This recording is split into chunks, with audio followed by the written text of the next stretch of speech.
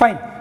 So hello everyone, I hope आप लोगों को ये चीज़ समझी होगी कि अभी तक हम लोग क्या पार कर चुके हैं और हमारे चैप्टर में हम कितने ही ज़्यादा इंटरेस्टिंग मोड पे आ चुके हैं, जहाँ पर हम लास्ट का थ्योरी पार्ट रिकॉर्ड कर रहे हैं। और अब हम फाइनली कौन सा कॉन्सेप्ट डिस्कस कर रहे थे जो इसकी शुरुआत हमने लास्ट इसमें कर ली थी, that is revaluation of the assets. हमने एक बैकग्राउंड समझा था कि काफ़ी बार ऑर्गेनाइजेशन सोचती हैं कि हमारे असेट्स की जो बुक वैल्यू है वो मार्केट वैल्यू के बराबर नहीं है, और मार्केट वैल्यू और बुक वैल्यू में सिग्निफिकेंट डिफरेंस होने की वजह से शायद मेरी बैलेंस शीट मेरे ऑर्गेनाइजेशन का सही पिक्चर डेमोन्स्ट्रेट नहीं कर पा रही। हेंस हमने सोचा कि अब हम क्या करेंगे, तो अब हमने डिसाइड किया कि हम हमारे असेट्स को रीवैल्यू करेंगे। रीवैल्यू करना इज नथिंग बट असेट की बुक वैल्यू को उसकी मार्केट वैल्यू पे लेकर आना। फॉर एग्जाम्पल मेरी बैलेंस शीट के अंदर असेट साइड में एक असेट है मशीनरी, जिसकी बुक वैल्यू दिख रही है 40,40,000। मैंने मार्केट में जाके चेक किया तो मुझे पता चला मेरी मशीनरी की मार्केट वैल्यू 45,000 है। तो जब मुझे पता चला मार्केट, तो मुझे 40,000 की मशीनरी को कितने पे लेके आना है, 45,000 पे लेके आना है। तो मेरे को मशीनरी को 5,000 रुपये से एप्रिशिएट करना पड़ेगा, उसका 5,000 रुपये से बैलेंस बढ़ाना पड़ेगा, राइट।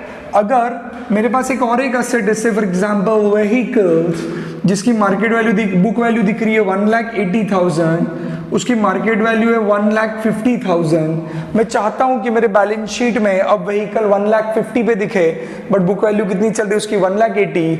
तो मेरे को मेरे व्हीकल को डाउनवर्ड वैल्यूएशन करना पड़ेगा, जिसे आप एक तरीके से डेप्रीसिएशन कह सकते हो, पर ये डेप्रीसिएशन नहीं है, ये रीवैल्यूएशन के वक्त मेरे एसेट की वैल्यू कम हो रही है, जिसको हम डाउनवर्ड वैल्यूएशन बोलते हैं। तो ऊपर अपवर्ड वैल्यूएशन हो रहा था, अब डाउनवर्ड वैल्यूएशन होगा।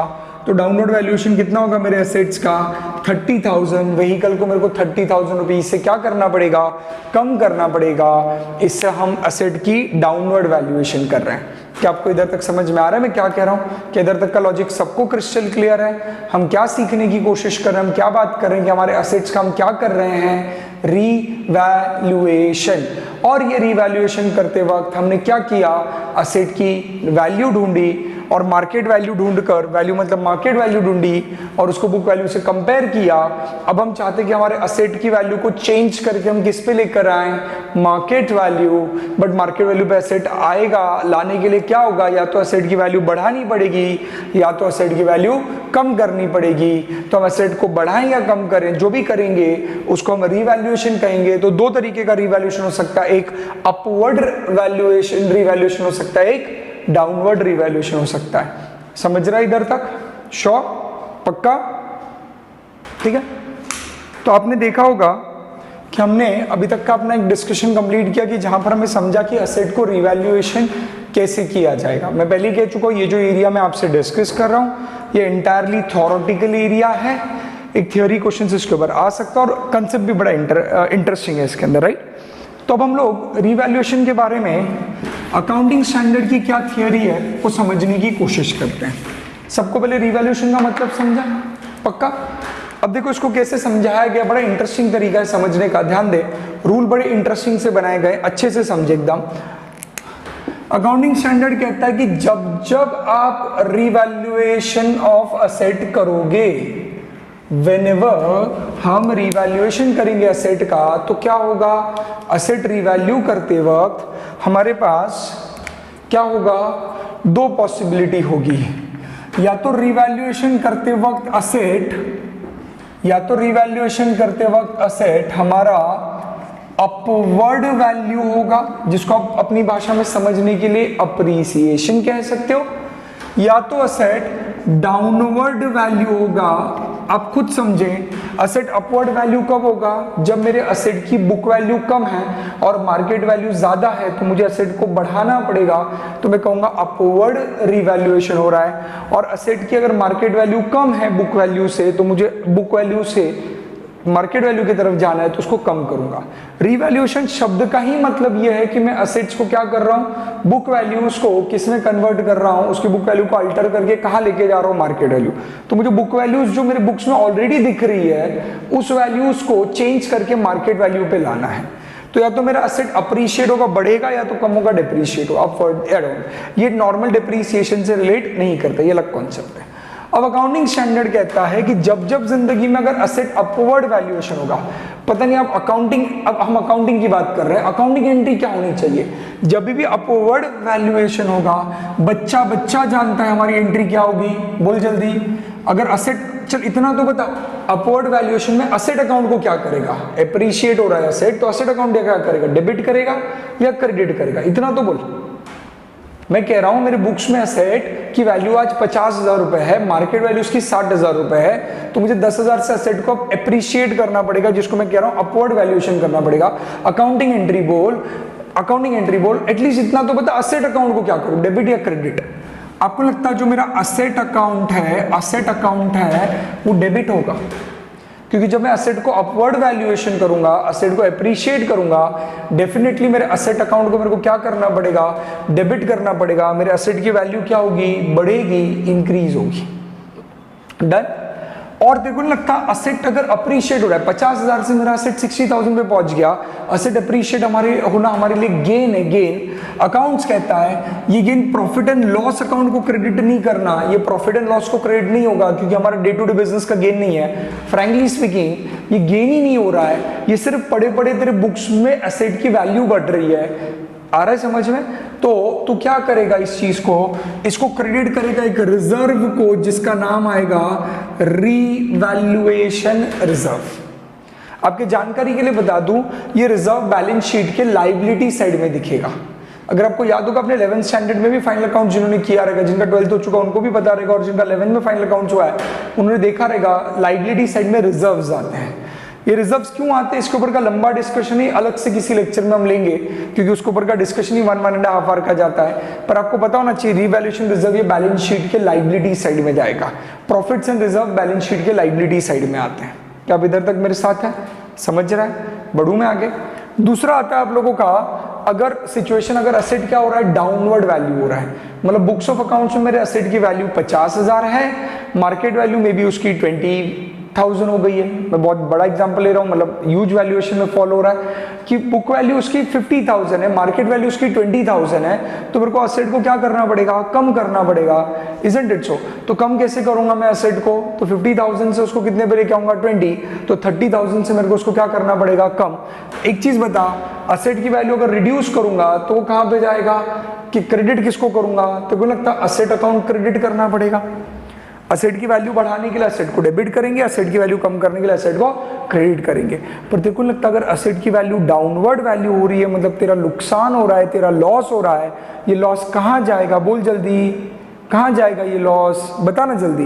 ये loss profit and loss account को डेबिट करेंगे।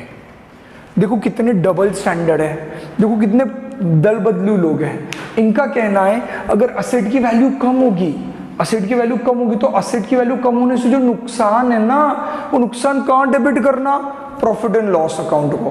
पर असेट की वैल्यू बढ़ जाने से अगर प्रॉफिट हो रहा है तो प्रॉफिट क्रेडिट होता है, बट वो क्रेडिट जो होगा प्रॉफिट, वो P&L अकाउंट को क्रेडिट नहीं करेंगे, वो एक अकाउंट को क्रेडिट करेंगे जिसका नाम क्या है, रीवैल्यूएशन रिजर्व अकाउंट को, जो कहां दिखेगा, बैलेंस शीट की लायबिलिटी साइड में। ये समझ में आ रहा है? इधर तक है क्या मेरे साथ? क्लिक हो रहा है मैं क्या बोल रहा हूं? बढ़ू आगे फटाक से, पक्का, श्योर, डन। चल अब हम क्विकली इसके आगे का एक पॉइंट समझाना चाहूंगा आप लोगों को। इधर तक समझा है सबको, पक्का? अब अकाउंटिंग स्टैंडर्ड इतने में नहीं खत्म हो जाता, इससे तो आगे भी रूल्स बताएं। इसका क्या कहना है, ये तो सुनने के लिए बड़ा आसान लगता है, बट ये कब होगा पता है, जब फर्स्ट टाइम आप लोगों का रिवैल्यूएशन होगा। इनका कहना है ऐसा भी तो हो सकता है आगे जाके कि आप उसका सब्सिक्वेंट रिवैल्यूएशन करो। अब मजा आएगा, अब मेन समझ क्या हो रहा है बेटा। स्टोरी बड़ी आसान सी, एकदम सिंपल सा कॉन्सेप्ट है, आई होप सबको पता है। आपने पहले एसेट को क्या किया, देखो जैसे फॉर एग्जांपल मैं एक एसेट का एग्जांपल लेके चलता हूं, मशीनरी। इधर मैं मशीनरी लेता हूं, इधर लैंड का एग्जांपल लेता हूं 2 मिनट के लिए, राइट। समझो मैंने मशीनरी, या चल इधर लैंड ले तो उधर मशीन, अपवर्ड आपको लैंड से ज्यादा रिलेट होगा। मैं एक लैंड की बात करता हूं, अब एक अमाउंट का एग्जांपल लेता हूं, वो समझ। मेरे बुक्स में एक लैंड था, उस लैंड को मैंने रीवैल्यू किया, राइट, और रीवैल्यू करके वो अपवर्ड वैल्यू हुआ। मतलब फॉर एग्जांपल 1 लाख का लैंड था, मेरे को पता चला मार्केट वैल्यू उसकी 1,40,000 हो चुकी है, तो मैंने लैंड को 40,000 से क्या कर दिया, रीवैल्यू कर दिया। तो क्या हो गया, जब मैंने रीवैल्यू 40,000 से उसको अपवर्ड वैल्यू किया तो असेट अकाउंट डेबिट हुआ 40 से, और रिवैल्यूएशन रिजर्व को क्रेडिट कर दिया 40 से। मेरे सामने दूसरा एक एसेट था, फॉर एग्जांपल मशीनरी, राइट, उसकी वैल्यू थी फॉर एग्जांपल बुक्स में 2 lakh rupees book value, market value हो गई 1,80,000, 1,80,000, तो कम हुआ, तो हमने उसको रिड्यूस कर दिया। कितने से रिड्यूस कर दिया, 20,000 से, और ये 20,000 रुपीज का जो लॉस था वो मैंने प्रॉफिट एंड लॉस अकाउंट को डेबिट कर दिया। ये समझा। अब जैसे आपने मूवीज में देखा होगा, some years later, 2 years later, 3 years later, अब कुछ सालों बाद हमने पहले बार ये रिवैल्यूएशन कर लिया। अब क्या हो सकता है, कुछ सालों बाद हम इस एसेट का वापस रिवैल्यूएशन कर सकते हैं। अगर हमें ऐसे लग रहा है, वापस वो कंडीशंस थी हमारी, हमें लग रहा है there is a material difference between book value and market value. So अगर हमें लग रहा है कि इस एसेट्स की वैल्यू में एक बहुत ही बड़ा सा चेंज आ रहा है, तो मे बी हमने इस एसेट को वापस रिवैल्यू किया। अब मैं कौन से सिनेरियो की बात कर रहा हूं, सब्सिक्वेंट रिवैल्यूएशन, मतलब again revaluing the asset which was revalued in the past. एक ऐसा रिवैल्यूएशन जो आपने पास्ट में किया था, उस एसेट को आज आप फर्दर अगेन रिवैल्यू कर रहे हो, वापस रिवैल्यू कर रहे हो। तो अगर हम उस एसेट्स को वापस रिवैल्यू करेंगे तो कैसे रिवैल्यू होगा वो समझने की कोशिश करते हैं। डन, बढ़ूं आगे, श्योर। तो अगर मेरा कोई एसेट पहले मैंने रिवैल्यू किया था और उसको वापस रिवैल्यू कर रहा हूं, तो अब मजा समझ, अब मजे की बात समझ, यहां पर ध्यान दे। अब होगा क्या, देख अब मैं जो कर रहा हूं यहां पे समझ, तो मानता है क्या इस बात को, वो बता मेरे को। अब होगा क्या, होगा क्या, होगा क्या, जो एसेट पहले अपवर्ड रिवैल्यूड था, पहले अपवर्ड रिवैल्यूड था, आज मैं उसको वापस रिवैल्यूएशन कर रहा हूं, तो देखो लगता वापस रिवैल्यू करते दो पॉसिबिलिटीज हो सकती है कि पहली बार भी वो अपवर्ड वैल्यू हुआ था, इस बार भी अपवर्ड हो, या फर्स्ट टाइम वो अपवर्ड हुआ था पर इस बार रिवैल्यूएशन होते वक्त वो डाउनवर्ड रिवैल्यू हो। क्या ये पॉसिबल है? 100% पॉसिबल है। आपको लगता ऐसा वापस यहां पर भी हो सकता है, यहां पर भी, इसको थोड़ा मैं नीचे ले लेता हूं, आपको लगता है यहां पर भी हो सकता है कि एक एसेट को जिसको मैंने पहले कैसे वैल्यू किया था, डाउनवर्ड रिवैल्यू किया था पहले, आज मैं उसको रिवैल्यू कर रहा हूं, तो आज रिवैल्यू होते वक्त वो शायद अपवर्ड रिवैल्यू हो या डाउनवर्ड रिवैल्यूड हो। आपको लगता ये छोड़ के और कोई पॉसिबिलिटी एग्जिस्ट नहीं करती? आपको लगता है ये छोड़कर और कोई पॉसिबिलिटी हो ही नहीं सकती? मतलब आप मेरा चार्ट समझ पा रहे हो मैं क्या कह रहा हूं? मैंने एसेट को जब पहली बार रिवैल्यूएशन किया था तब वो अपवर्ड रिवैल्यू था, अब मैं उसको सब्सिक्वेंट रिवैल्यू कर रहा हूं, तो जिसको ऑलरेडी मैंने अपवर्ड रिवैल्यू किया था वो वापस अपवर्ड रिवैल्यू होगा या डाउनवर्ड होगा? वो एसेट जिसको मैं पहले डाउनवर्ड रिवैल्यू कर चुका था वो आज वापस रिवैल्यू हो रहा है, सब्सिक्वेंट रिवैल्यूएशन हो रहा है। और सब्सिक्वेंट रिवैल्यूएशन के अंदर ऐसा हो सकता है कि वो वापस अपवर्ड रिवैल्यू हो या फिर डाउनवर्ड रिवैल्यू हो। Don't you think so? These are the possible cases. पक्का? अब यहां पर मजेदार बात सुनना, मैं आपको थोड़ा हिंट दूंगा, देखो आगे की चीजें आप खुद समझ जाओगे। अब इनका ऊपर रूल क्या था कि जब भी एसेट अपवर्ड वैल्यू होता है, मैं बार बार अपवर्ड नहीं बोलूंगा, मैं बोलूंगा जब भी गेन हो रहा था। आपको समझते हैं गेन कब होता है? जब एसेट की वैल्यू बढ़ती है, अप्रिशिएट होता है। और लॉस कब होगा? जब एसेट की वैल्यू कम होगी। मैं गेन और लॉस की भाषा में बात करूंगा, आप रिलेट कर लेना मैं अपवर्ड बोल रहा हूं कि डाउनवर्ड बोल रहा हूं। अब जब भी मैं एसेट को अपवर्ड वैल्यू करूंगा, अपवर्ड क्या स्टोरी है, जब भी एसेट को मैं अपवर्ड वैल्यू करूंगा अपवर्ड, तो क्या हो रहा है बोलना जल्दी। जब भी मैं एसेट को क्या करूंगा, अपवर्ड वैल्यू करूंगा, पहले मैंने अपवर्ड किया था राइट, या मतलब गेन हुआ था, तो पहला चल बेसिक रूल बता। बेसिक रूल क्या है? गेन होगा तो गेन कहां जाएगा? रिवैल्यूएशन रिजर्व को। लॉस होगा तो लॉस कहां जाएगा? प्रॉफिट एंड लॉस को। ये रूल था। गेन हो रहा है तो मतलब अब मैं और डिटेल में जाता हूं, गेन हो रहा है तो गेन कहां क्रेडिट होगा? रिवैल्यूएशन रिजर्व को, लॉस हो रहा है तो लॉस कहां, डेबिट होगा, डेबिट P&L को। ये रूल था उनका, राइट। अब मजा समझ।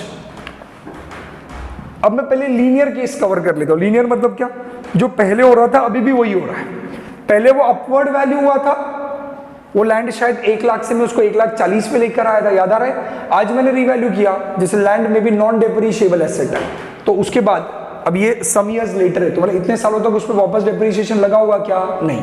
शायद आप ये एक पॉइंट समझ पा रहे हो क्या, डेप्रिशिएबल एसेट को जब आप रीवैल्यू करोगे तो रीवैल्यू होने के बाद आगे आने वाले सालों में उसके ऊपर डेप्रिसिएशन लगता जाएगा।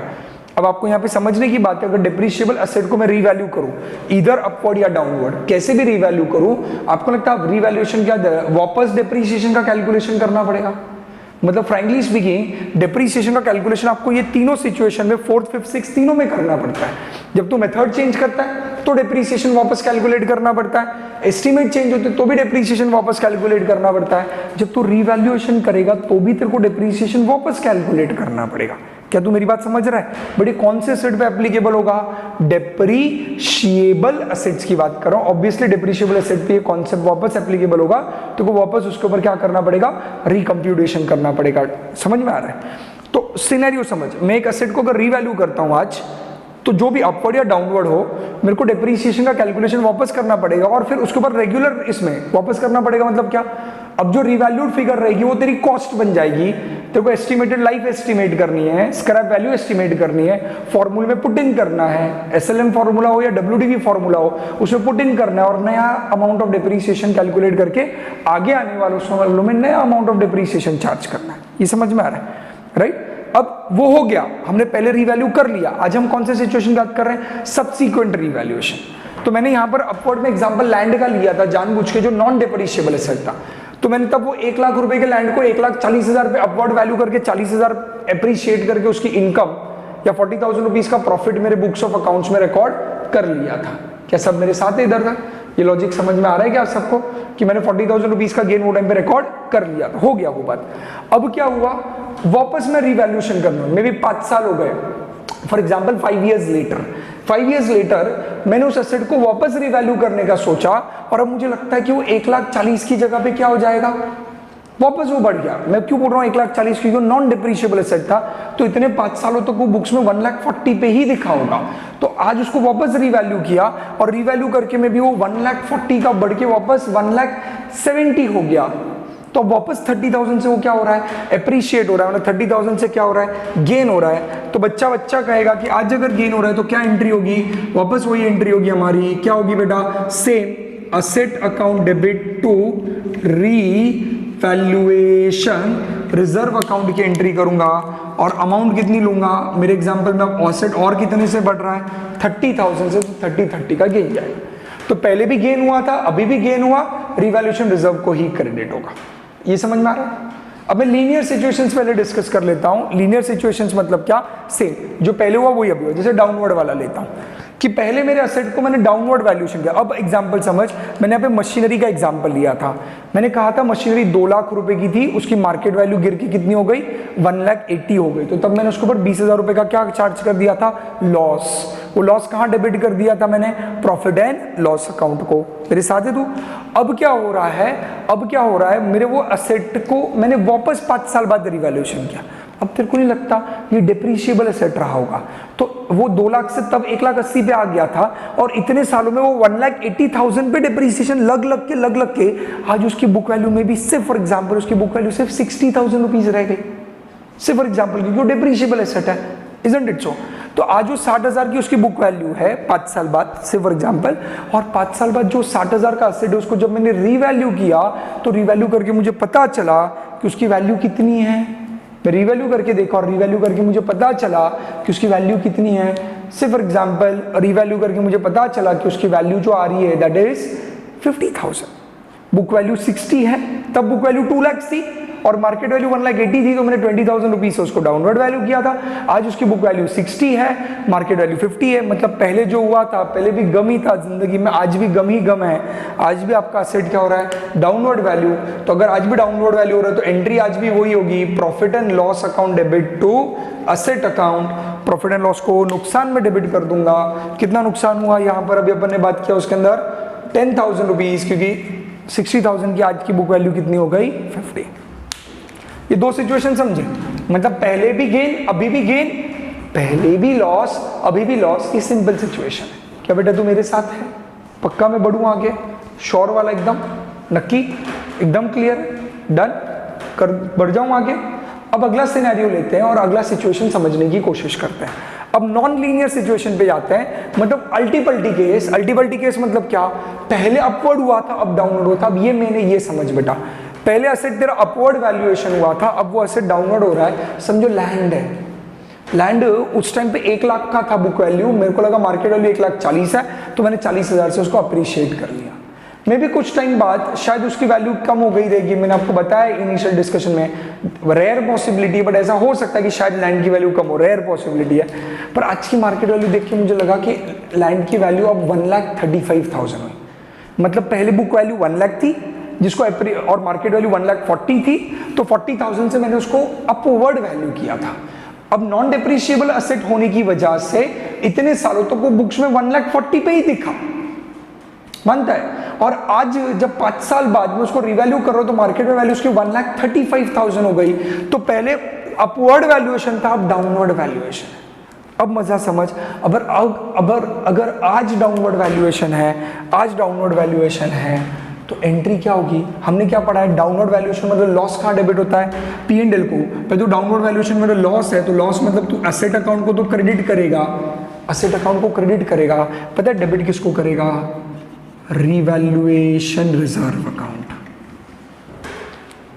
अब मुद्दा समझ, अब मेन स्टोरी समझ पिक्चर की। ये कहना ये चाह रहे हैं कि पहले तेरा असेट अगर अपवर्ड वैल्यू हुआ है, पहले अगर तेरा असेट अपवर्ड वैल्यू हुआ है, आज अगर असेट तेरा क्या हो रहा है? डाउनवर्ड हो रहा है, मतलब अल्टीपल्टी केस समझ में आ रहा है? उल्टा हो रहा है पहले से। तो तूने तब जो गेन था, और सेम एसेट की बात कर रहा हूं, सेम एसेट आज से 5 साल पहले अपवर्ड वैल्यू था, सेम एसेट आज 5 साल बाद डाउनवर्ड वैल्यू हो रहा है। तो जब वो अपवर्ड वैल्यू हुआ था, तब तूने उसके ऊपर का गेन कहां क्रेडिट किया था? सॉरी, गेन कहां क्रेडिट किया था? Revaluation reserve. तो तेरे को नहीं लगता कि आज अगर वही असेट पे लॉस हो रहा है, तब उस असेट पे क्या हुआ था? गेन हुआ था। वो गेन कहां जमा किया था? पहली बार हुआ गेन कहां जाता है? Revaluation reserve. पहली बार हुआ लॉस कहां जाता है? P&L। बट बेटा पहले अगर गेन हुआ और फिर लॉस हुआ, तो वो पहले वाला गेन तूने रिवैल्यूएशन रिजर्व को क्रेडिट हुआ है किया है, तो उस पे आज होने वाला लॉस रिवैल्यूएशन रिजर्व को ही डेबिट होगा। अब P&L को नहीं डेबिट करना। बेटा नुकसान हो रहा है आज, बट मैं कह रहा हूं ये नुकसान P&L को डेबिट नहीं करना, क्योंकि पहली बार वाला नुकसान नहीं है। पहली बार गेन था, अब नुकसान है। तो पहली बार गेन रिवैल्यूएशन रिजर्व को क्रेडिट किया था, तो अब वाला नुकसान उस रिवैल्यूएशन रिजर्व से ही डेबिट होगा, क्योंकि उसी एसेट को पहले क्रेडिट किया था, उसके ऊपर का गेन क्रेडिट किया था, वो उसी एसेट का लॉस पिछले किए गए गेन के साथ, पीछे किए गए अच्छे कर्मों के साथ, उसके साथ एडजस्ट होगा। Isn't it so? पहली बार अच्छे कर्म किए स्वर्ग, दूसरी बार अच्छे कर्म किए नरक पाताल लोक, राइट? नया सीरीज है अपना। तो बट अगर आपने पहली बार भी अच्छे कर्म किए, बाद में भी अगले जन्म में भी अच्छे कर्म किए, तो डबल स्वर्ग। बट पहली बार आपने अच्छे काम किए, फिर बुरे काम किए, तो बुरे काम करके डायरेक्टली आप नरक में नहीं जाओगे, पाताल लोक में नहीं जाओगे, क्योंकि आपके पास पहले बार अच्छे कर्मों का अमाउंट जमा है।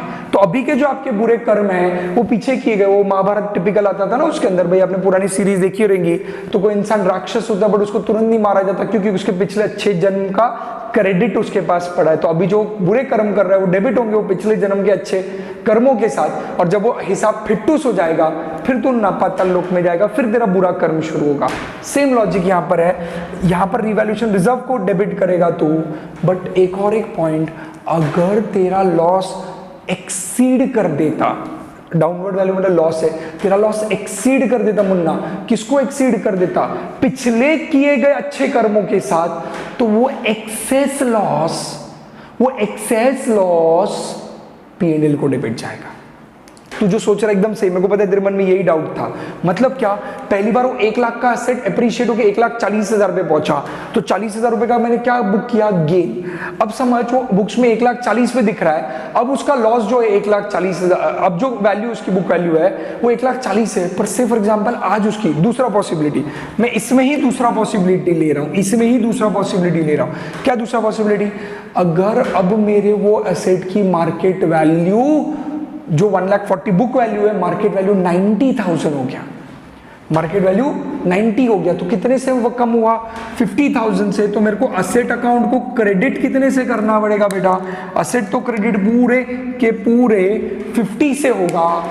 बट तेरे को नहीं लगता मैं रिवैल्यूएशन रिजर्व को डेबिट सिर्फ कितना कर सकता हूं बेटा, 40 कर सकता हूं। क्यों 40 कर सकता हूं, क्योंकि पहले रिवैल्यूएशन रिजर्व को जो क्रेडिट किया था वो कितना क्रेडिट किया था, 40। तो आज अगर नुकसान हो रहा है तो डेबिट कितना कर सकता हूं रिवैल्यूएशन रिजर्व को, मैक्सिमम कितना कर सकता हूं, 40, उससे ज्यादा नहीं। समझ में आ रहा है बेटा, ये हिसाब असेट वाइज रखा जाता है, सारे असेट का मिक्सअप नहीं। हाँ, रिवैल्यूएशन रिजर्व अकाउंट में सारे असेट का मिक्सअप रहेगा, पर तेरे को अलग से, जैसे मैंने कहा था तेरे को फिक्स असेट रजिस्टर रखना पड़ता है, वैसे रिजर्व का भी अलग से रजिस्टर रखना पड़ता है, और असेट वाइज रिजर्व का हिसाब अलग अलग रखना पड़ता है। तो तेरे इस असेट के ऊपर पहले कितना रिजर्व जमा था, 40, आज नुकसान कितने का हो रहा है, 50, बट रिजर्व तो कितना है बेटा, अच्छे कर्म तेरे कितने के, 40 के, तो रिजर्व से 40 एडजस्ट होगा। और अगर कुछ एक्स्ट्रा या कुछ एक्सेस रहेगा, वो एक्सेस जो रहेगा वो कहाँ डेबिट होगा, प्रॉफिट एंड लॉस को डेबिट होगा। कितना, 10,000, कितना डेबिट किया मैंने, वो एक्सेस अमाउंट। कुछ समझ में आ रहा है, बैठा है दिमाग में, पक्का वाला, बढ़ू में आके शॉक, क्लियर है क्या ये वाला पार्ट। तो बेटा ये समझा होगा तो तू ये भी इजीली कनेक्ट कर लेगा। यहां पर आजा, यहां पर क्या हुआ था, पहले तेरा असेट क्या हुआ था बेटा, डाउनवर्ड वैल्यूएशन, मतलब पहले तूने बुरे कर्म किए थे, फिर अचानक तेरा क्या हो गया, हृदय परिवर्तन हो गया, और फिर तू अच्छे कर्म करने लगा। मतलब पहले तेरा असेट डाउनवर्ड गया था, अब क्या हो गया, अपवर्ड। अब तू ही बोल क्या करूं मैं। तो पहले जो तेरा डाउनवर्ड था, अगर आज अपवर्ड जा रहा है, तो आज अगर अपवर्ड होगा, मैं मॉनेटरी एग्जांपल लेने से पहले तू मुझे एंट्री बता, आज अपवर्ड जा रहा है, गेन है गेन, पर देखो लगता है अपवर्ड जाता है तो तू असेट अकाउंट को डेबिट करता है, पर गेन रिवैल्यूएशन रिजर्व की जगह पे क्रेडिट किसको होगा, प्रॉफिट एंड लॉस को होगा। बेटा गेन है गेन, गेन कहां जाता है, पहली बार गेन कहां जाता है, रिवैल्यूएशन रिजर्व को, बट पहले तूने ऑलरेडी इसके ऊपर क्या करके रखा है, लॉस बुक करके रखा है। आज गेन हो रहा है, गेन कहां जाएगा, प्रॉफिट एंड लॉस अकाउंट को। कुछ लिंक लग रहा है क्या, एग्जांपल से समझाता हूं। तब वो असेट 2 लाख रुपए का था बुक वैल्यू, मार्केट वैल्यू 1,80,000 थी, तो तूने 20,000 रुपए से असेट को क्या किया बेटा, डाउनवर्ड वैल्यूएशन। तो 20,000 रुपए का तू नुकसान आज से 5 साल पहले P&L को डेबिट कर चुका है, 5 years लेटर। आज जब तू देख रहा है तो तेरे एसेट की बुक वैल्यू देखो, रिवैल्यूएशन में कंपेयर बुक वैल्यू को किसके साथ करना है, मार्केट वैल्यू के साथ। बेटा आज तेरी बुक वैल्यू कितनी दिख रही है असेट की, से फॉर एग्जांपल 60,000, आज 60,000 है, और तुझे पता चला मार्केट वैल्यू उसकी जो एसेट की है वो से फॉर एग्जांपल 68,000 है। आई रिपीट, बुक वैल्यू कितनी है, 60 है, मार्केट वैल्यू कितनी है, 60, मतलब 8,000 से एसेट क्या हो रहा है बेटा, अपवर्ड वैल्यूएशन। क्या तेरा इस एसेट पे पीछे कितना लॉस हो चुका है, 20,000 रुपए का, आज कितना गेन हो रहा है, 8,000 रुपए का। तो बिंदास ही 8,000 रुपए का गेन मैं किसके अगेंस्ट एडजस्ट करूंगा बेटा, प्रॉफिट एंड लॉस में। क्यों, क्योंकि वो पुराना नुकसान हम P&L को डेबिट कर चुके हैं, तो आज उससे होने वाला गेन कहां क्रेडिट होगा, P&L को, but up to the extent of 20,000। मतलब क्या, अगर मैं तेरे सामने और एक पॉसिबिलिटी दूं बेटा कि मेरे बुक वैल्यू असेट की 60 है, बुक वैल्यू असेट की 60 है, राइट, बट 83,000 उसकी मार्केट वैल्यू है, बुक वैल्यू 60 है बट 83,000 मार्केट वैल्यू है, मतलब असेट को एप्रिसिएशन कितने से करना है, 23,000 से। तो मैं दौड़ते हुए गया और दौड़ते हुए मैंने असेट अकाउंट को क्रेडिट कर दिया, कितने से क्रेडिट कर दिया असेट को, 23 से। इसमें कोई दो राय नहीं है कि असेट तो क्रेडिट 23 से होगा, बट जब ये क्या हो रहा है मेरा फायदा कि नुकसान, ओ सॉरी माय मिस्टेक, गलती कर दी मैंने। असेट अकाउंट बेटा क्या होगा मेरा, डेबिट होगा, डेबिट। तो मेरा असेट एप्रिशिएट हो रहा है, एप्रिशिएट, तो असेट डेबिट कितने से होगा बेटा मेरा, 23, इसमें कोई दो राय नहीं है। बट ये 23 रुपीज का जो गेन है, गेन इसे कहाँ भेजूं, इसे कहाँ क्रेडिट करूं, तो 23 रुपीज का जो 1000 रुपीज का जो गेन है उसमें से P&L को क्रेडिट करते वक्त P&L को क्रेडिट कितना होगा, सिर्फ 20,000, क्योंकि ऑलरेडी पहले P&L को डेबिट कितना हुआ था बेटा, 20 नुकसान डेबिट हुआ था। और ऊपर का जो गेन है, ऊपर का जो गेन है वो कहाँ जाएगा, रिवैल्यूएशन रिजर्व को जाएगा 3000 रुपीज। कुछ समझ में आ रहा है, पक्का समझ में आ रहा है मैं क्या बोल रहा हूं। ऊपर का जो गेन है, ऊपर का जो प्रॉफिट है वो कहाँ जाएगा, रिवैल्यूएशन रिजर्व को। कुछ समझ में आ रहा है पक्का। 2 मिनट के लिए एक बार नोट्स देखें, नोट्स में पढ़ लें। आ जाओ, आपके नोट्स पे इलस्ट्रेशन शुरू होने से पहले मैंने थियोरी दी हुई है। क्या आपको इलस्ट्रेशन शुरू होने से पहले दिख रहा है क्या थियोरी में पैराग्राफ छोड़ दे, ट्री डायग्राम दिया हुआ है। किसी ने आपके लिए मेहनत करके ट्री डायग्राम बनाया हुआ है थैंक यू। किसी ने मेहनत करके बनाया, क्योंकि आधा अधूरा ट्री डायग्राम आपके मॉड्यूल में था, बट थैंक यू। किसी ने थोड़ा आपके लिए एडिशनली उसको और बेहतर तरीके से बना के प्रेजेंट किया हुआ है। क्या सबके सामने वो टेबल दिख रहा है रिवैल्यूएशन का? देखो, पहले मैंने क्या लिया, इंक्रीज और डिक्रीज। मैं जानबूझ के इंक्रीज डिक्रीज वर्ड नहीं यूज किया, अपवर्ड डाउनवर्ड आपको समझाने के लिए किया। ऑफिशियल लैंग्वेज इंक्रीज डिक्रीज है, अपवर्ड डाउनवर्ड ज्यादा जल्दी रिलेट होता है ऐसा मुझे लगता है। इंक्रीज और डिक्रीज वर्ड दिया हुआ है। अब देखेंगे इंक्रीज हुआ पहले, मतलब जो मैंने यहाँ पे अपवर्ड बोला, देखो इंक्रीज क्या बोला है, credited directly to owners interest under the heading revaluation surplus. अब ये जो भाषा यूज की गई है बेटा, ये बड़ी हाई फायदे का accounting standard 10 international accounting standard से बनाया गया है। तो भाषा जो यूज की गई है वो इंटरनेशनल यूज की गई है।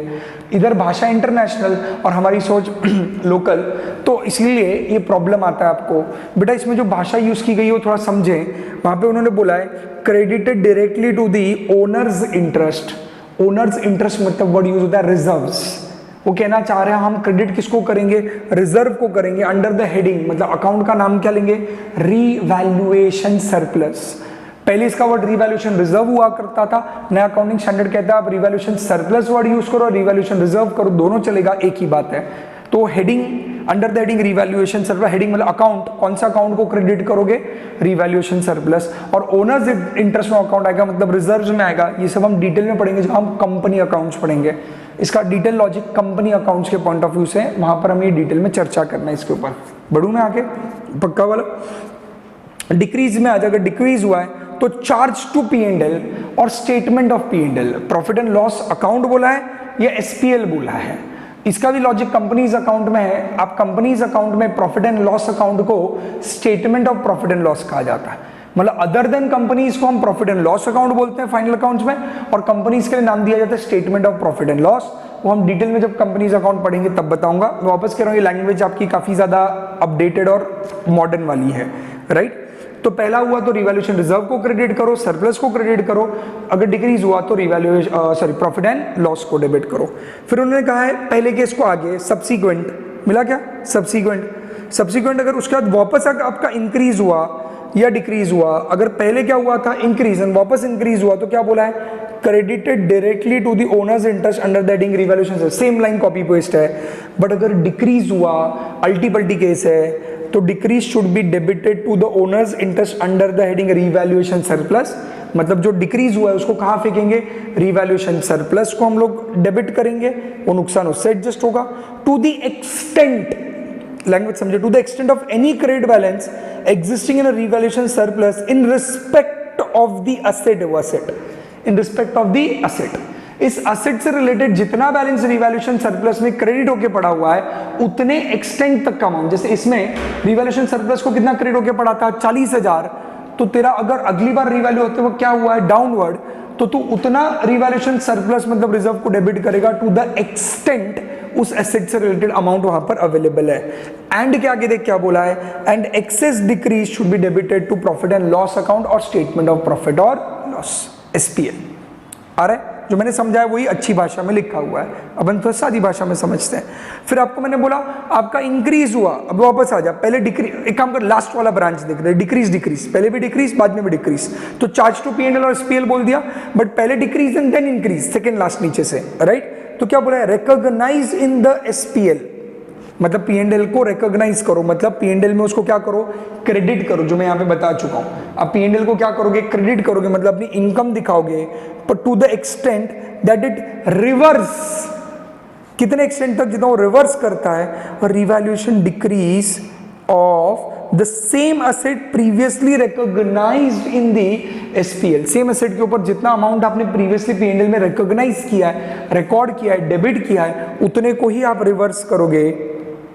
Reverse revaluation decrease of the same asset previously recognised in the statement of profit and loss and excess increase should be credited to owners interest under the heading revaluation surplus. और अगर access रहेगा तो revaluation reserve हो जाएगा।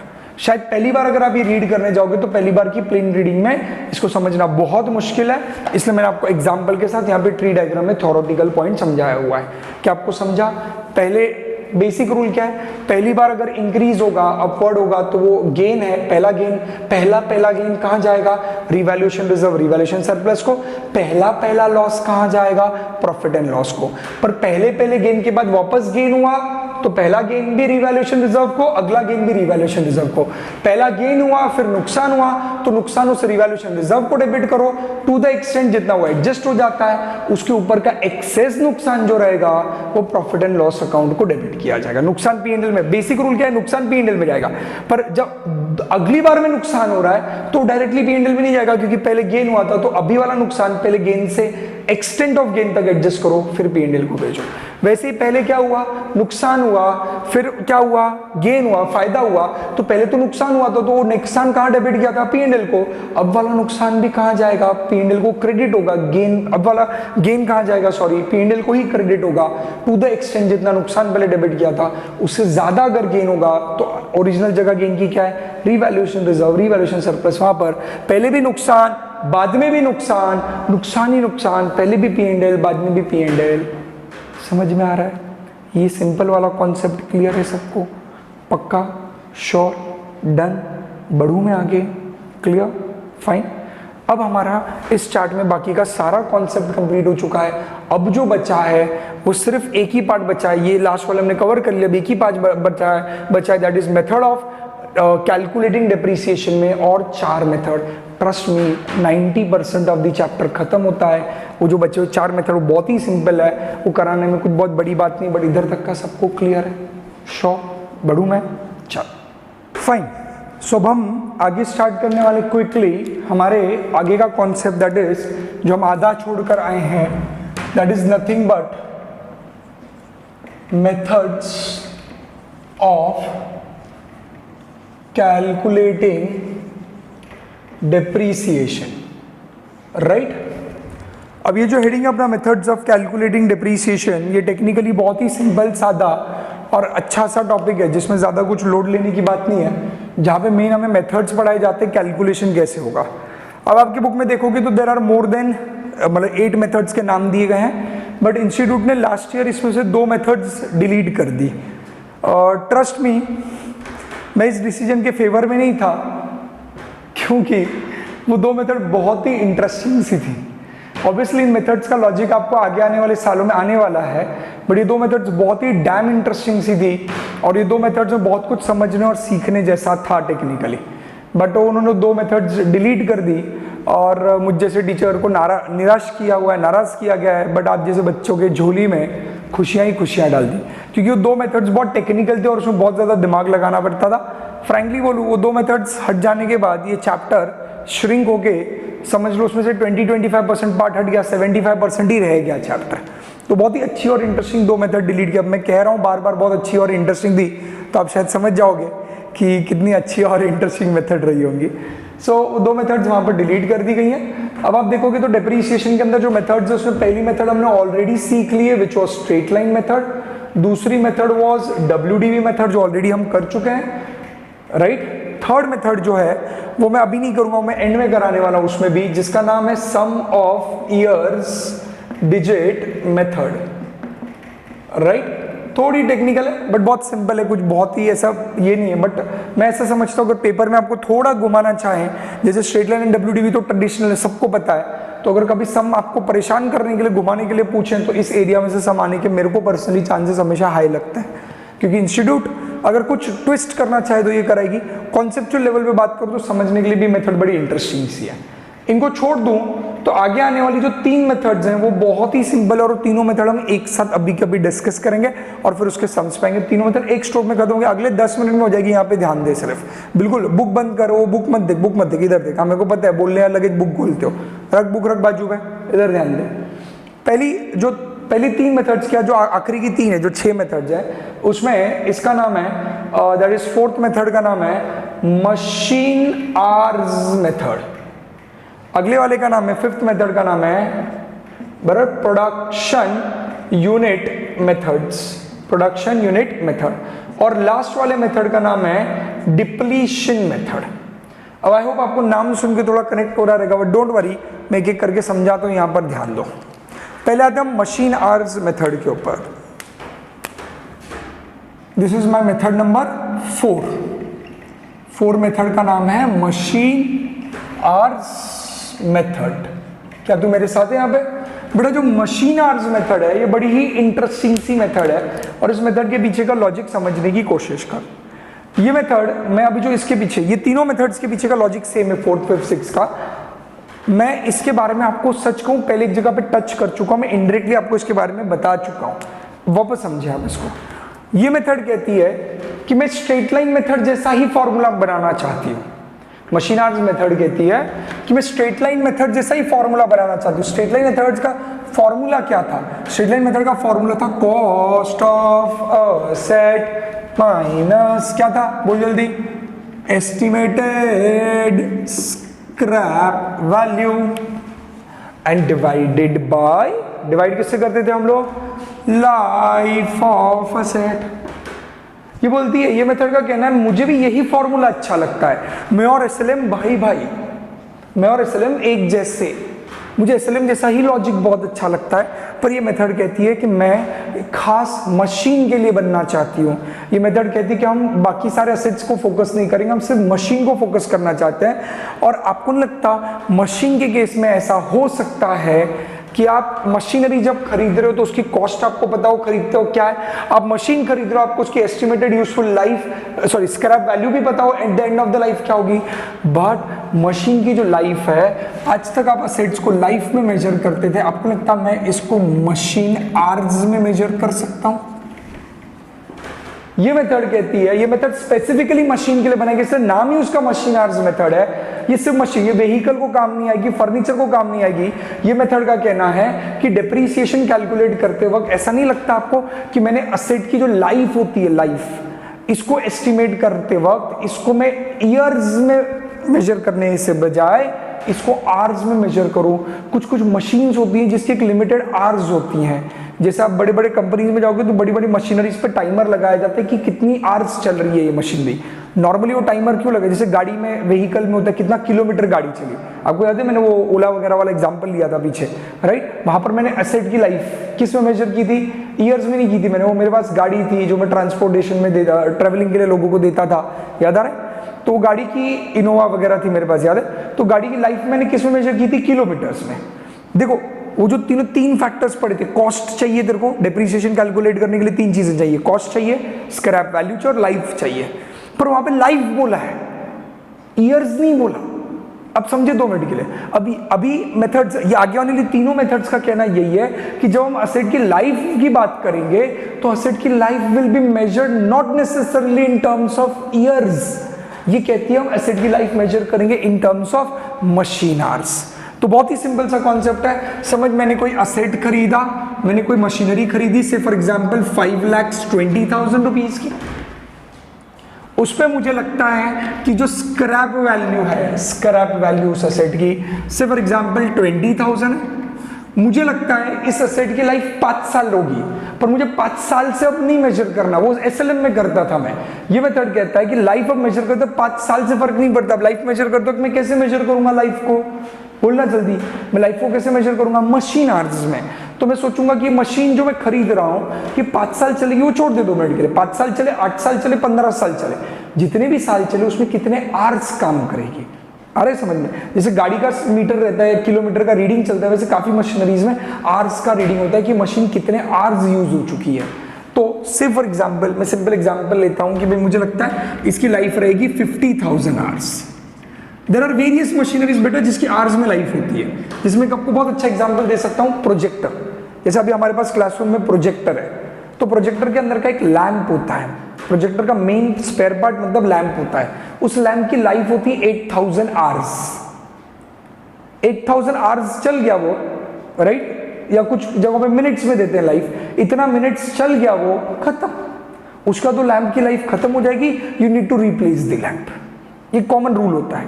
तो काफी assets आपको ऐसे मिलेंगे जिसमें आपके एसेट्स की लाइफ किसके ऊपर डिपेंड करती है, आवर्स।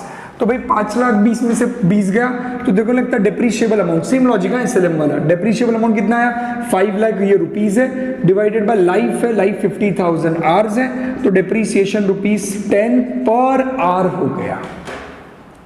Isn't it so? पक्का समझ में आ रहा है मैं क्या कह रहा हूं, यहाँ पर सब लोग हैं मेरे साथ।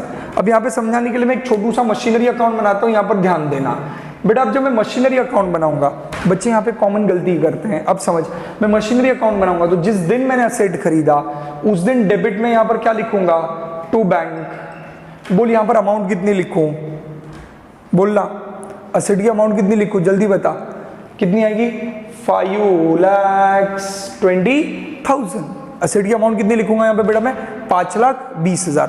5 लाख नहीं लिखूंगा बेटा, ये उधर, ये लॉजिक स्ट्रेट लाइन WD हर एक मेथड में ये लॉजिक है। लिखते वक्त यहाँ पे प्योरली कॉस्ट लिखा जाता है, बच्चे 90% गलती यही करते हैं, यहाँ पे स्क्रैप वैल्यू माइनस कर देते, वो अकाउंटिंग में कभी नहीं आता स्क्रैप वैल्यू, राइट। अब जब मैं यहाँ पर ईयर एंड में क्या कैलकुलेट करूंगा, डेप्रीसिएशन, तो मुझे ये अवेलेबल होना चाहिए कि इस अकाउंटिंग ईयर में वो एसेट कितने साल, कितने आवर्स चला।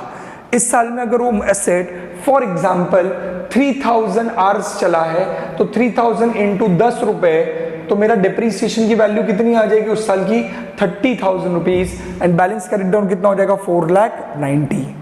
तो जिस साल आवर्स जिस हिसाब से बढ़ेंगे कम होंगे, उस साल डिप्रीसिएशन की वैल्यू उस हिसाब से कम होती रहेगी।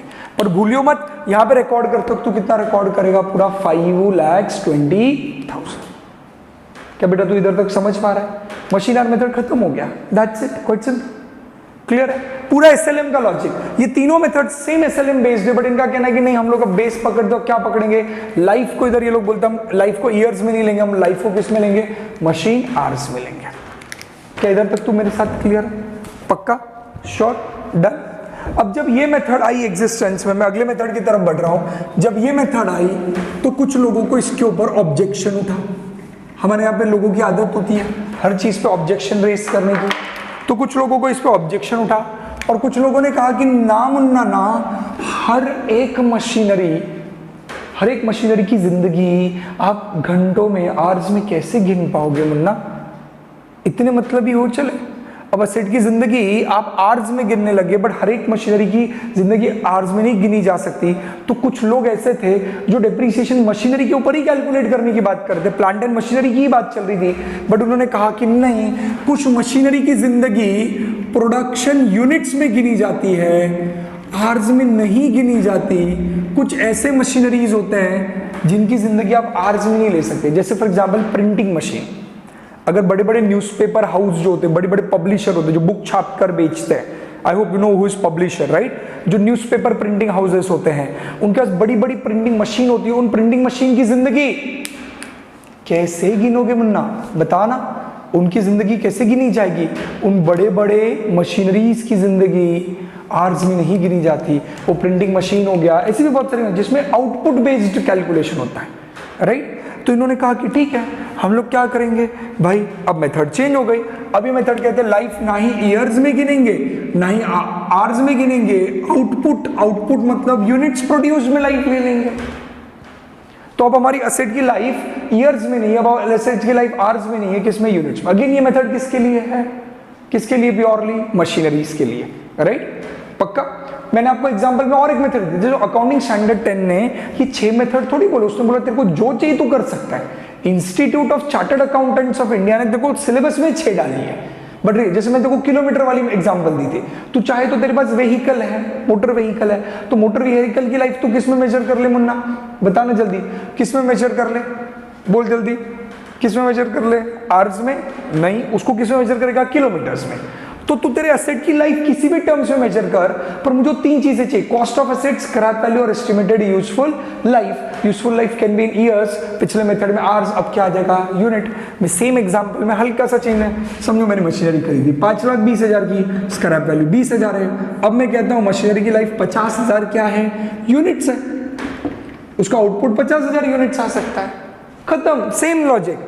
तो 50 था, तो 5 लाख डिवाइडेड बाय 50,000 यूनिट्स करूंगा, मतलब यहाँ पर पहले आर्स था, आर्स कट करके यूनिट्स अगर ले लिया, तो अब मेरा डेप्रीसिएशन 10 रुपीज पर, 10 रुपीज क्या है, पीयू, पीयू, पीयू मतलब पर यूनिट, हाँ कम ऑन, हाँ यस, इसको उसका नाम मतलब यस पीयू, पहले क्या था पीएच, पीएच मतलब पर आर था, अब क्या PU, that is per unit.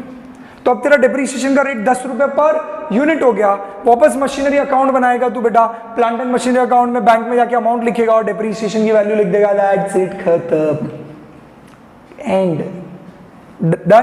तो अब यहाँ पे 10, ये 3000 पहले क्या थे, आर्स थे, अब क्या हो जाएंगे, यूनिट, हो गया, कुछ नहीं है। अरे समझ रहा है, करेगा बेटा तू मैनेज, तेरे लेवल पे बैठ रहा है कुछ दिमाग के अंदर, समझ में आ रहा है, सच्ची बोलूं मैं, क्लियर है, डन, श्योर, पक्का, क्लियर, एकदम, एवरीवन विथ मी, फाइन, बढ़े आगे, चलो। अब क्या होगा, अब इसके बाद कुछ लोग उठ के आए, बोले आपने मशीनरी को इतना भाव दिया, इतना भाव दिया, पर आपने हमारे वेस्टिंग एसेट्स को तो भाव ही नहीं दिया। क्या याद आ रहा है, हल्का हल्का सा वेस्टिंग एसेट, वेस्टिंग एसेट, वही coal mines, marble, granite mines, iron ore, याद आ रहा है, वेस्टिंग एसेट जो नेचुरल रिसोर्सेस होते थे, तो आपने तो उसको भाव ही नहीं दिया हमारे। तो हमने बोला क्यों रोता है, तेरे लिए हम 6वीं मेथड लेके आएंगे, क्या टेंशन लेता है, जिसका नाम है डिप्लीशन मेथड। अब डिप्लीशन मेथड किसके लिए आई बेटा, नाम से देखो समझ में आ रहा है, मैंने पहले ही कहा है, वेस्टिंग एसेट को डिप्रिशिएट करने को क्या बोला जाता है, डिप्लीशन। तो तेरा वेस्टिंग एसेट है, तो वेस्टिंग एसेट को कम करने को अपन ने क्या बोला, डिप्लीशन। अब मेथड है डिप्लीशन मेथड, किसके लिए आई बेटा, बोल जल्दी, किसके लिए आई, वेस्टिंग एसेट। अब मैंने समझो सेम एग्जांपल में घुमाता हूं, अब यहां पर लाइफ, अब आते हैं कॉस्ट, किस चीज का कॉस्ट बेटा, उस नेचुरल रिसोर्स का कॉस्ट। जैसे तेरी जमीन थी, उस जमीन में कोल माइन थी, मैं पहले समझा चुका हूं, जमीन की वैल्यू अलग रहती है, अंदर के कोल माइन की अलग वैल्यू थी, लैंड का वैल्यू अलग है, अंदर के कोल माइन का अलग है। बेटा तू कोल माइन थी तेरे पास, मैंने तेरे से तेरी कोल माइन खरीदी, मैंने लैंड नहीं खरीदा, मैंने सिर्फ अंदर का कोल माइन खरीदा, से फॉर एग्जाम्पल, तो मैंने तेरा कोल, हाँ अगर मैं दोनों की प्राइस दूं तो मैं पूरा खरीद सकता हूं तेरे से, लैंड भी कोल माइन भी, पर फिर मेरे को उतना कंसिडरेशन देना पड़ेगा तेरे को। बट अगर मैं सिर्फ कोल माइन खरीद रहा हूं तेरी 2 मिनट के लिए, या अगर मैं दोनों भी खरीदूं, तो लैंड एक अलग एसेट बनेगा, कोल माइन एक अलग एसेट बनेगा। समझो मैंने 1 करोड़ रुपीस में तेरे से लैंड और कोल माइन खरीदी, जिसमें कोल माइन की वैल्यू से फॉर एग्जांपल सिर्फ 5,20,000, तो कोल माइन था मेरा, डन, श्योर, पक्का।